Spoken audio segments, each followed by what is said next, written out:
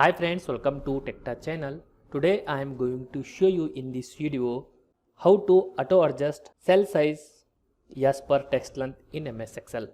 So before I start the video, please subscribe my channel for more latest video. Guys, if you want to set auto fit cell size or column, then I will show you how to do this. First of all, open your MS Excel.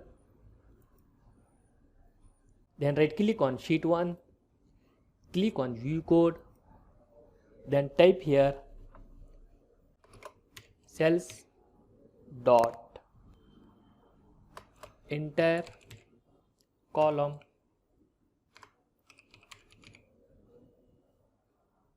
dot autofit, cells dot enter column dot autofit. Then close this window. Then type here something.